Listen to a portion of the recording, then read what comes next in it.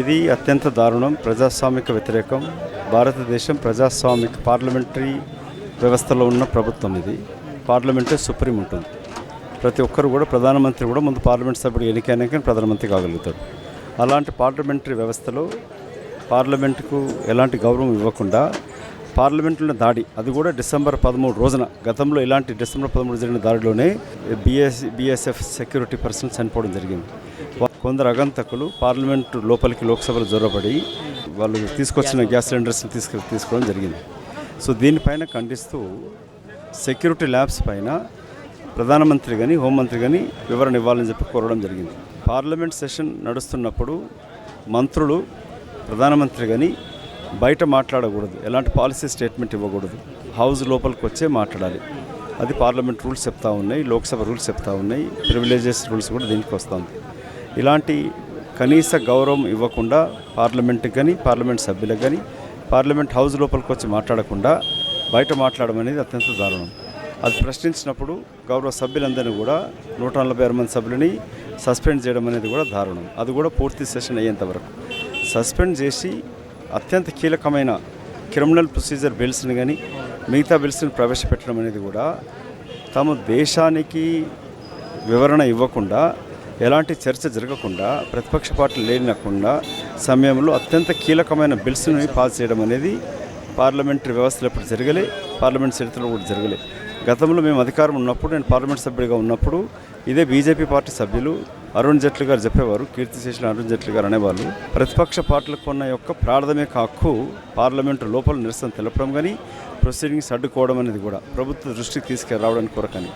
మళ్ళీ ప్రభుత్వ దృష్టికి తీసుకొచ్చడానికి చేస్తున్న నిరసనలో పార్లమెంట్ సభ్యులని సస్పెండ్ చేయడం అనేది ప్రజాస్వామిక విలువలకే తూట్లు పడిచినట్టుగా ఉన్నది. అందుకే ప్రజా కోర్టుకు వచ్చి ప్రజల మధ్యన ఈ నిరసన కార్యక్రమాలు చేపట్టడం జరుగుతాం. మీరు అన్నట్టుగా కూడా ఉన్నటువంటి 10 ముఖ్యమైనటువంటి బిల్లులు ఏవైతే ఉన్నాయో ఉన్నటువంటి ప్రతిపక్షాన్ని బయటికి పంపించి మరి బిల్లుల్ని వాళ్ళు ఇంప్లిమెంట్ చేశారు కదా, ఇది ఏ విధంగా మీరు తప్పు అని మీరు అంటారు కదా, ఏ విధంగా అంటారు? అది పూర్తిగా ప్రజాస్వామ్యంలో మెజార్టీ ఉంది కానీ కాదు, మైనార్టీకి కూడా, మైనార్టీ వాయిస్కి కూడా వినాల్సిన అవసరం, ప్రతిపక్ష వాయిస్ వినాల్సిన అవసరం ఉంటుంది. ఏ బిల్లు ప్రవేశపెట్టినా కూడా దానిపైన కూలంకుషంగా చర్చ జరగాలి. ఇవాళ క్రిమినల్ ప్రొసీజర్ కోడ్కి, ఐపీసీకి, ఇండియన్ పీనల్ కోడ్కి సవరణలు తీసుకొచ్చు, కొత్త చట్టాలు తీసుకొచ్చినప్పుడు వాటిపైన చర్చలు లేకుండా జరపడం, అది ప్రతిపక్ష పార్టీలు లేకుండా జరపడం అనేది అత్యంత దారుణం. అది ప్రజలకు సంబంధించిన చట్టాలు, బీజేపీ పార్టీకో కాంగ్రెస్ పార్టీకి సంబంధించిన చట్టాలు కావు అవి. యావత్ భారతదేశ పౌరులకు సంబంధించిన చట్టాలపైన సమగ్ర చర్చలు లేకుండా పాస్ చేయడం అనేది అప్రజాస్వామికం. ఇప్పుడు ఈ జరిగినటువంటి విషయం ఏదైతే ఉందో వచ్చే ఎన్నికల్లో బీజేపీ ప్రభుత్వంపై ప్రభావం చూపిస్తుందంటారా సార్? తప్పకుండా చూపిస్తుంది. అధికార అహంకారంతో కళ్ళు బయలుగా మేము మాట్లాడుతున్నప్పుడు ప్రజాస్వామ్యంలో ప్రజలే న్యాయ నిర్ణేతలు.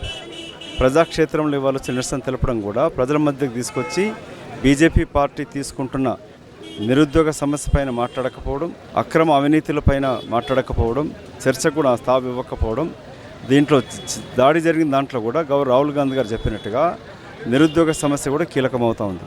వాటిపైన స్పందించకుండా ప్రధానమంత్రి గారు తప్పుదో పట్టించినట్టుగా రీతిలో ఇది చర్చకు వస్తే నిరుద్యోగ సమస్య వస్తుంది, నిరుద్యోగులకి నిజాలు తెలిసి వస్తాయి, భారత యువత తెలుసుకుంటారు కాబట్టి ప్రధానమంత్రి చర్చకు రాకుండా అడ్డుకుంటా ఉన్నారు. మనం చూసుకుంటే సార్ దాదాపు మనం కాంగ్రెస్ పార్టీ ఏదైతే ఉందో 10 సంవత్సరాలు ప్రతిపక్షంలో ఉండి వాళ్ళు చేసినటువంటి మంచి చెడు ఏదైతే ఉందో బయట పెట్టి మనం తెలంగాణలో కాంగ్రెస్ అధికారంలోకి వచ్చినట్టుగానే మళ్ళీ ఇప్పుడు పైన సెంట్రల్లో కూడా కాంగ్రెస్ అధికారంలోకి రాబోతుందంటారా? పవర్ శాశ్వతం కాదు, అధికారం శాశ్వతం అనుకుంటే పొరపాటు.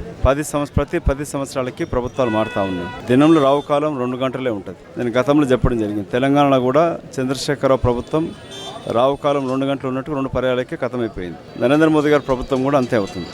2004లో విర్రవీగి ఇండియా షైనింగ్ అనే దాంతో ప్రజల మధ్యకి వెళ్ళినప్పుడు ప్రజలు చెంప పగిలేటట్టుగా కొట్టి జవాబు ఇచ్చినట్టు యూపీఏ ప్రభుత్వం ఏర్పడింది. ఇప్పుడు కూడా అదే జరగబోతోంది.